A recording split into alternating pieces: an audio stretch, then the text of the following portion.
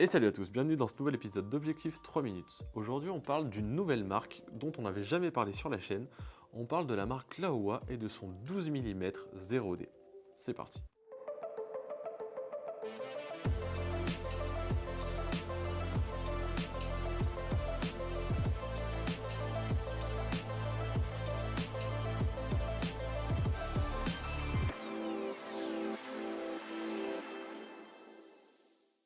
Alors, on va commencer par le début. 0D, pourquoi? Parce qu'il est zéro distorsion.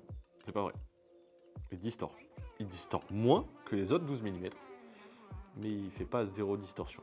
Laowa, les gars, vous êtes des mythos. Mais on vous aime bien, mais vous êtes des mythos quand même. Alors, c'est un objectif tout métal. Franchement, il est plutôt lourd. Mais comme j'ai déjà dit dans plusieurs vidéos, ça me dérange pas. Je préfère avoir des objectifs solides. Au prix où on paye les objectifs, franchement, je préfère qu'ils soient costauds. Il a une belle ouverture. Il ouvre à 2.8 jusqu'à f22. Attention, vous allez quand même avoir une vignette jusqu'à f8. Alors, c'est pas une vignette très importante, mais elle est quand même marquée. Donc, faites attention à ça. Mais la qualité optique de cet objectif est très acceptable. Même, je dirais même qu'elle est très bonne. J'aime beaucoup cet objectif. C'est un objectif qui est entièrement manuel. C'est vrai que 1000 €, c'est un budget pour un objectif manuel, mais un objectif avec cette qualité de construction là, il n'y a absolument pas de problème. On va rencontrer donc comme problème principaux la vignette. Le deuxième problème en plus de la vignette, c'est que la lentille est tellement bombée qu'on est dans l'incapacité de mettre des filtres.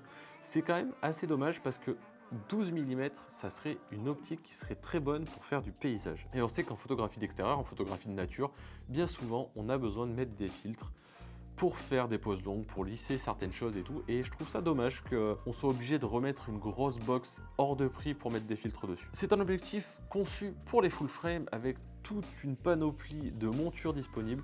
On vous les met juste là, il y en a vraiment beaucoup, c'est cool. Ils ont adapté la gamme pour quasiment tous. C'est plutôt cool que les marques créent de bons objectifs qui soient ouverts à tous les possesseurs de boîtiers. Franchement, ça, j'ai vraiment apprécié.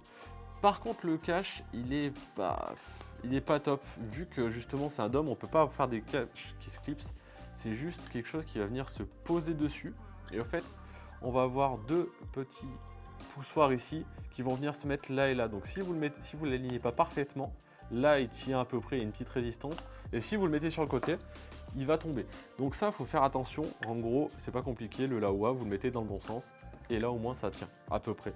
Mais ça me gêne un peu. Franchement, c'est pas cool parce que des moments dans les sacs, il a tendance à se barrer si ça gigote un peu. Et avec une lentille aussi bombée, on va arriver assez rapidement à le rayer. C'est dommage. C'est vrai que d'habitude, moi, je suis pas trop pour mettre des housses dans les sacs parce que les sacs sont plutôt bien faits pour et ça abîme pas trop les lentilles. Mais avec un capuchon comme ça qui se balade, franchement, peut-être acheter une housse. Mettez-le la tête en bas et serrez-le fort pour plus qu'il bouge et que le cache reste dedans. Sinon, il est aussi fourni avec un pare-soleil. Alors, tout est métal, même le pare-soleil est en métal. Tac. Le pare-soleil est plutôt bien fait. Ça protège la lentille en cas de chute, déjà, mettez-le juste pour ça. Et franchement, il est assez efficace. Mais bon, vu qu'il est en métal, ça rajoute un peu de poids, mais aussi, il est bien plus solide. J'ai beaucoup aimé le détail de la bague bleue. Parce que tout le monde se bat et met des bagues rouges dans tous les sens parce que c'est stylé. Et du coup, juste le petit détail bague bleue, je trouvais ça un peu cool. Il est bien fait, esthétiquement, il est plutôt pas mal. La bague de mise au point est assez longue avec une petite résistance plutôt cool. Le seul petit bémol que je vais avoir sur les bagues, c'est la bague de diaph. Les crans sont un peu légers. On va arriver à switcher plusieurs crans de diaph. Ça, c'est un peu dommage. Mais dans l'ensemble, je suis quand même plutôt content de l'objectif. Il est plutôt cool. Comme d'habitude, si vous l'avez, n'hésitez pas à nous dire en commentaire ce que vous en pensez, si vous êtes du même avis que moi ou pas du tout. Si vous avez des questions parce que vous souhaitez l'acheter, n'hésitez pas à nous les poser en commentaire. On y répondra avec plaisir. Et je vous dis à la prochaine. Ciao.